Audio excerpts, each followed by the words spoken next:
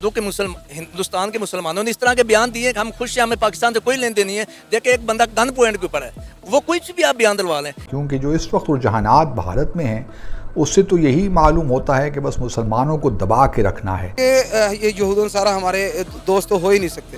اور بتائیں کہ جب انڈیا کے بارے میں سوچتے ہیں تو کیا چیز آپ کے دماغ میں آتی ہے؟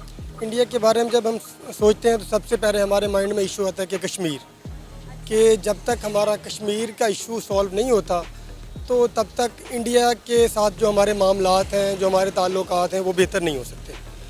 کیونکہ کشمیری ہمارے بھائی ہیں اور ہم نے ہمیشہ ہر سٹیج پر ہر جگہ پہ ان کو پروٹیکٹ کیا ہے اور انشاءاللہ آگے بھی کرتے رہیں گے. پاکستان کیوں کشمیر کو اپنے ساتھ مرج کرنا چاہ رہا ہے؟ پاکستان کشمیر کو مرج نہیں کرنا چاہ رہا. بیسیکلی اگر دیکھا جائے تو کشمیر پاکستان کی شارک ہے, وہ ہم میں آلریڈی مرج ہے, ہم اس کو مرج کرنا نہیں چاہ رہے.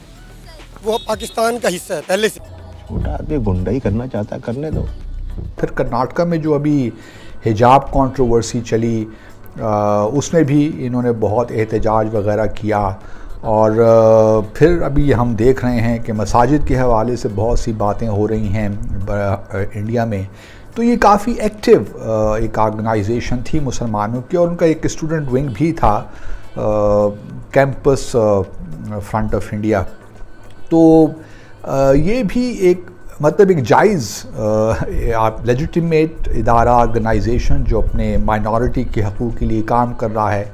لیکن جو بھارت میں آج کل جو ایک رویہ چل رہا ہے کہ جو بھی مسلمان تنظیم ہے یا مقبوضہ جموں اور کشمیر میں جو تنظیمیں کام کر رہی ہیں, بس وہ دہشت گردی کا کام کر کے ان پہ ٹھپا لگا کے ان کو بین کر دیا جائے. یہ ایک اب روایت سی پڑ گئی ہے. اور ہم نے دیکھا ہے کہ جو 1967 کا ان لافل ایکٹیویٹیز پریونشن ایکٹ, اس کو وہ انووک کر دیتے ہیں اور اس کے تحت جو جی میں آتا ہے وہ کرتے ہیں, اور پھر ان کی کوئی سنوائی بھی نہیں ہوتی. کورٹس کے بھی حالات ہمیں معلوم ہیں بھارت میں کیا ہیں. تو اب یہ آرگنائزیشن گو کہ اس کی پریزنس میں نے پہلے عرض کیا ساؤتھ انڈیا میں زیادہ ہے. تو ابھی تو جو ان کے جنرل سیکرٹری ہیں عبدالستار صاحب, انہوں نے تو کہہ دیا ہے کہ جی ٹھیک ہے, اگر حکومت نے فیصلہ کر دیا ہے تو ہم اپنی ایکٹیویٹیز کو ختم کر دیں گے, لیکن ہم اس کو جو ہے قانونی اعتبار سے جنگ لڑیں گے کہ اس کو ہم دوبارہ. کیسے کیسے لوگ رہتے ہیں یار یہاں پر, چلو تم کو پاگل کتے کا گاڑی اٹھا کے لے جائے گا, بتا رہے ہیں ہم.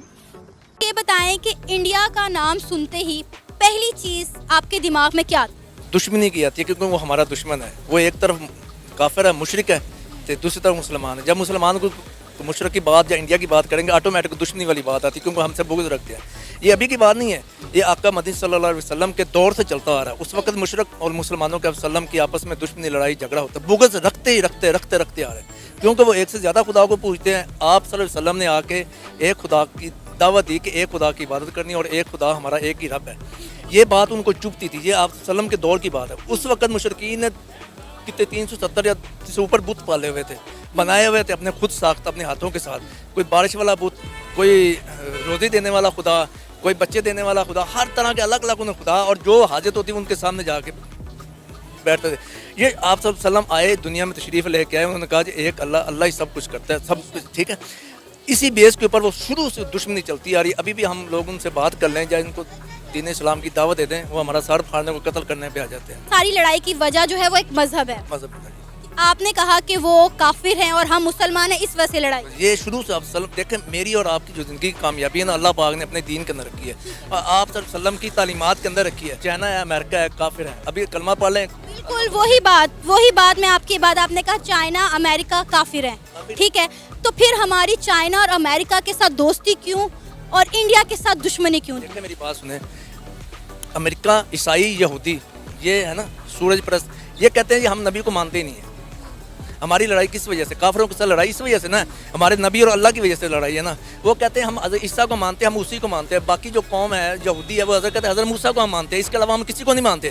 وہ سیدھا جواب دیتے ہیں نا, بھائی ہمارا نبی نہیں, ہم تمہارے نبی کو نہیں مانتے. یہ جو انڈیا ہے, یہ جو کافر ہے یا مشرک ہے, جو انڈیا والے, یہ کہتے ہیں ہمارے 360 بت ہیں, ہم ان سے مانگتے ہیں. یہ آگے جو بت آگے اللہ کو آگے ہماری سفارش کرتے ہیں. حالانکہ یہ 1000% یہ بات غلط ہے. मैं थूकता हूँ तेरी सूरत पे। एक्सट्रीमिस्ट ऑर्गेनाइजेशंस हैं, हिंदुत्व के हवाले से आरएसएस है, हिंदू महासभा है और बेशुमार संघ परिवार की ऑर्गेनाइजेशंस हैं जो सुबह और शाम वायलेंस की तरगीब देते हैं, मुसलमानों के ख़िलाफ़ बोलते रहते हैं, उनको टर्माइट्स कहते हैं मुसलमानों को, और उनके ख़िलाफ़ हर वो ज़ुबान और हर वो अल्फाज, हर वो लफ्ज़ इस्तेमाल करते हैं जो किसी भी मुहज़्ज़ब माशरे को ज़ेब नहीं देता। और सिर्फ यही नहीं बल्कि वो उनके ख़िलाफ़ वायलेंस की भी तरगीब देते हैं। और हमने देखा है 2014 के बाद किस तरह मुसलमानों को मारा गया, मॉब लिंचिंग उनकी हुई, और किस तरह ऐसे प्रोग्राम्स शुरू किए गए जिससे हमें बिल्कुल ये वाज़े हो जाता है कि मुसलमानों के ख़िलाफ़ एक बड़ी मुनज़्ज़म सी तहरीक चलाई जा रही है कि मुसलमानों को दबा के रखा जाए। और मस्त जोक मारा रे, ये हंस रहे हलकट हंस।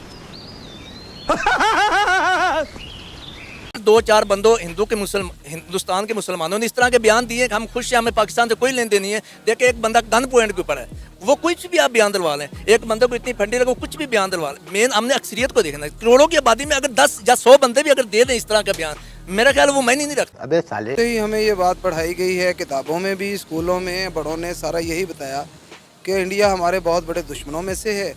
और मेरा क्या, आज छोटे से बच्चे से आप पूछ के देख लें, वो भी यही कहेगा कि इंडिया हमारा दुश्मन है। और जब 1947 में हमारे साथ ये कश्मीर वाला जो मामला था, ख़ास तौर पे इस मामले के ऊपर हम कभी भी इंडिया का साथ नहीं दे सकते और ना ही इंडिया के मौक़िफ़ को किसी भी तरह से हम अपना सकते हैं। तो ये हमारे लिए सबसे बड़ा एक, आप कह लीजिए कि सबसे बड़ी वजह है जो हमारी और इंडिया के दरमियान जो ताल्लुकात हैं उनमें बेहतरी नहीं आ सकती जब तक हमारे कश्मीरी भाइयों के साथ अच्छा सलूक नहीं किया जाता, उनको उनकी आज़ादी नहीं दी जाती और उन्हें ये हक़ नहीं दिया जाता जो उनका बुनियादी हक़ है, वो उन्हें मिलना चाहिए। स्ट्रेटजिकल पॉइंट्स को देखें तो 65 की वॉर में, फिर 75 की वॉर में, और इंडिया को हमने बड़ा टफ टाइम दिया है, तो चने चबुआए हैं। तो नेबरिंग के अलावा हम उसको पहले तो एज एन क्लोज एनिमी देखेंगे। 47 में अगर वो इस मसले का हल चाहते तो उस वक्त भी कर सकते थे, लेकिन आज हम यूनाइटेड नेशन और इनके पीछे भाग रहे हैं। असल चीज़ हमारी ये नहीं है, असल चीज़ तो ये है कि हम इस्लाम से बहुत दूर जा रहे हैं। और जहाद जो है इसकी बड़ी अहमियत है, इस्लाम का बड़ा अहम रुकन है। इससे मुसलमानों ने बड़ी फतूहात हासिल की हैं। बहुत देखिए 22.5 लाख मुरबा मील के ऊपर ऐसे ही इस्लाम का झंडा नहीं लहरा दिया गया, इसके पीछे बहुत बड़ी हिस्ट्री है और हमारा बहुत ताबनाक माजी है। हमें चाहिए कि हम उस तरफ रजू करें।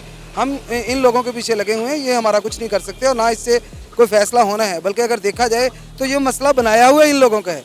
हमें चाहिए कि हम इस्लाम के ऊपर चलें, जो इस्लाम का असूल है, जो इस्लाम का रुकन है, इतना अहम रुकन है, हम उसके ऊपर तवज्जो दें, अपनी आने वाली नस्लों को बताएं अपने। तो दोस्तों, कैसा लगा आपको आज का वीडियो?